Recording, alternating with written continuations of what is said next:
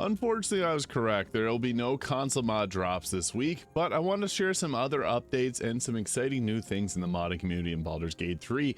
So there's a lot on the go. I guess the first thing I should just briefly touch on is hotfix 29 just dropped for console players, and there'll be another fix coming. I'm thinking next week that'll correct this, and at that point we'll start to see some more console mods being dropped. So this mod, in a nutshell, 100 mod limit. I did do a video touching on this yesterday, but they're going to be dropping another hotfix here to help correct this, because if you have more than 100 mods, you won't be able to access your save file, unfortunately. So this is to correct any issues that may be popping up.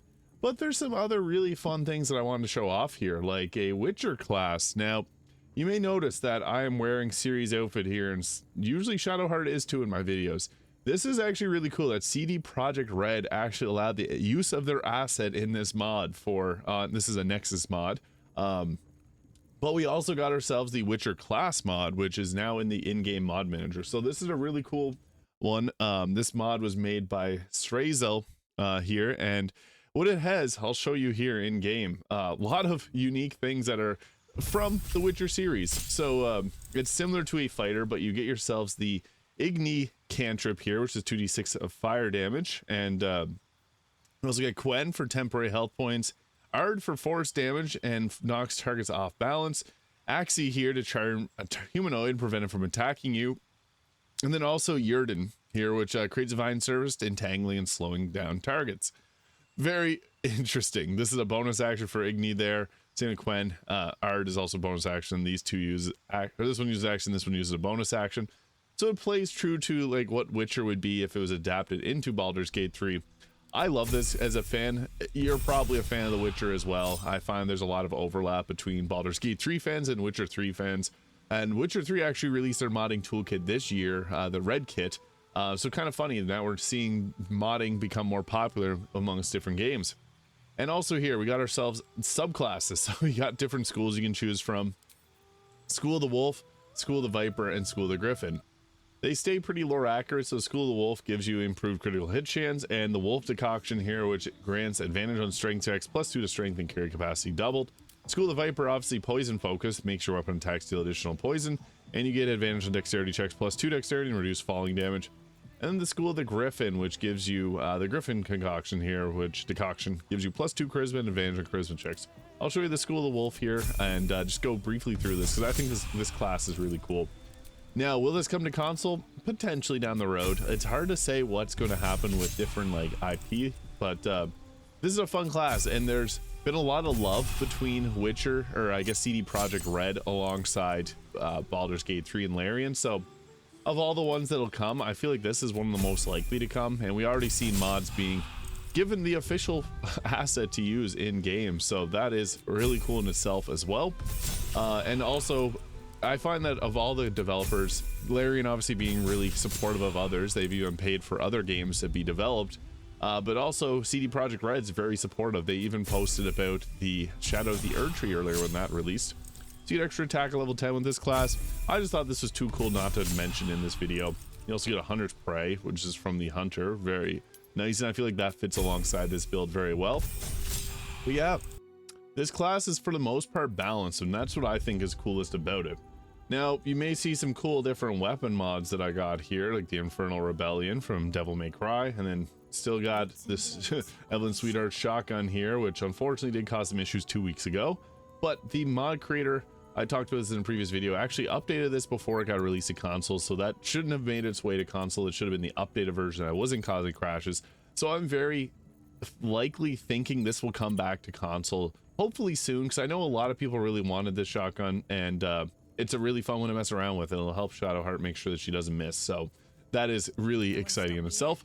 I'll also show off some other mods that are pretty cool to show off, like the Chiromancer class here, which I was actually alerted to this on one of my other videos because I'm a big fan of cold and lightning damage in Baldur's Gate 3. Obviously, that's one of the metas in terms of spell casting, because you can double with Create Water, but this is a really fun class. You also got one that I know a lot of people want to see with the Blood Archer, and this is a fighter subclass. There's also people have been asking for the Blood Hunter. I think that's the most requested mod that's not currently in the mod manager, but hopefully down the road.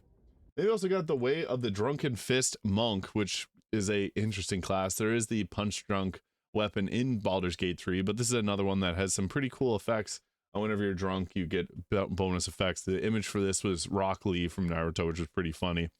And also, I did yesterday a build guide for the Oath of the Eldritch Hunt. I know a lot of people are interested on this one. It's a new subclass that was just added by Nevity here 3 days ago, or it went live November 11th, so about 11 days ago this was released. It's a really fun one. You get spectral attacks, so you can bonus action attack and send it like a ghost copy of yourself, which is really cool. Some other mods that I think that are really nice is shapeshifting and wild shaped unlocked. This actually lets you transform into pretty much any creature in the game. It is a little bit unbalanced at this moment, but that's part of the fun, and I can totally see this one coming to console because it's using all things that are already in the game. The mod creator also put forward for this to be on console. One of the only comments on this video is asking about that, and they did comment that there are some issues with console mods being approved, which is why we don't have mods this week. But they also plan to add in the Butler to this, Night Song, Orin, and other unique characters so you can wild shape into them. I think that that's super cool. So I like this mod a lot. It's literally 1 day old, so it's very, very new and exciting to see. So this may be a little bit down the road. We'll have to see their timeline for approving mods. But we also got some different head mods. I just want to briefly show off some new ones. Like this was literally just added 3 days ago. These were inspired by Witcher 3 heads. So I guess this theme of today's video is Witcher 3. So this mod creator has created them previously for Witcher 3. And yeah, they're not going to be super accurate, but yeah, they're in there. Don't know if they'll get released. It just depends on shaders. We'll have to wait and see. Does have custom texture, so not very likely, but hey, we'll have to wait and see on that one. There's a lot of different face mods that are being released, and there's ones that look pretty decent as well. The ones that I use in my game, I use Vampirin's head mod. They're actually working on a mod.io port of this, and I always get asked about this face or some of the other faces that I do use because I find that they just look the best for purposes that I use them for. And yeah, hopefully those will come to console down the road. I know the mod creator's working on a mod.io port. But another mod that I think a lot of people are really looking forward to, I just really want to touch on this, is the Extra Encounters mod. There's two of these mods. This one's made by Rela Mod, and this one also made by Rela Mod. More enemies and the Extra Encounters. So this one will add 10 new mini bosses and 17 encounters and more to come, mostly in Acts 1 and 2. But this adds a bunch of different encounters in the game in different locations that you normally wouldn't find enemies. And there's like the Avatar of Lakith. So super cool. That's in the astral plane where you fight that. And there's also the mod More Enemies. So whenever you go to fight a normal fight, it's going to have another enemy or multiple more enemies. Like if they're not allowed to get double the amount of enemies there. This mod is great. There's a lot of people that are going around with the increased party size mod. And yeah, this helps counter that. Also, a little thing I want to touch on is the increased party size mod did get updated for console yesterday, as well as Faerun Colors dye mod. So there's new dyes there. I'll go over those in a moment, but yeah, these mods I know a lot of people are looking forward to, so hopefully these will come out to console, but they are very new, so it may take some time. We also got ourselves some new pistol mods. I know some people have been looking forward to something like this, especially with the hopeful adding of the Artificer mod to Baldur's Gate 3.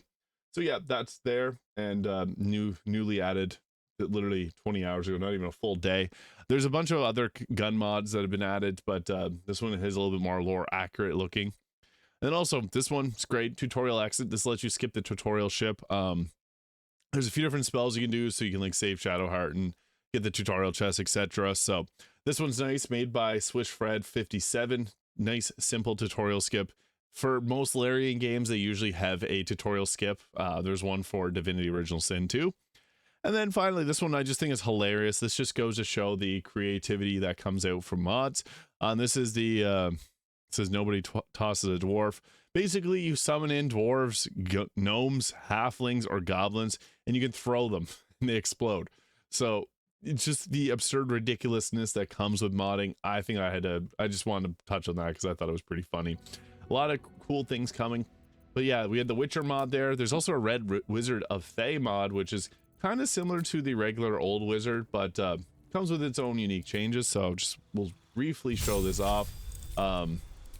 It's got different spells you can choose from, and then there's different subclasses here. So it's got like the Abjurer, Conjurer, Diviner, Enchanter, Evoker, Illusionist, Necromancer, and Transmuter, all with different effects. Like it's somewhat similar to the base game wizard, but different. So that's pretty cool. I just wanted to touch on that one because I know there's a lot of wizard fans out there. There's some more wizards coming. And then also the Chiromancer, which I showed off. Chiromancer, it does have some cool spells like Freezing Touch. Touch anything with the force of an ice storm. Everyone in the area takes a 3d6 of cold damage. Chromatic orb cold. You also get like Frostbite, which can give a creature disadvantage, but removes 3 stacks of encrusted with frost. And also gets Ray of Frost, Freeze Wound. And the class features whenever you get attacked, you deal cold damage and apply encrusted with frost on the target. So a lot of cool things coming soon, and just want to, I guess, touch on some of the newest mods there, because yeah, this is another tough week with no new mod drops, but there will potentially be some next week. I was saying at the start of this week, I don't think that there will be any mod drops this week, not until the console hotfix comes, and the hotfix came yesterday, which was a lot quicker than I thought. However, they still need to drop the next hotfix to allow players with over 100 mods to remove their mods and then get back into things. And at that point, I think that's when we'll be able to resume with getting more mod drops on consoles. So just wanted to touch on that because, yeah, get lots of questions around this, and I'm always trying to provide the latest up-to-date information. So if you found this useful, please hit the subscribe button below. Thank you so much for watching. I hope you have an incredible day, and I'll see you all in the next video.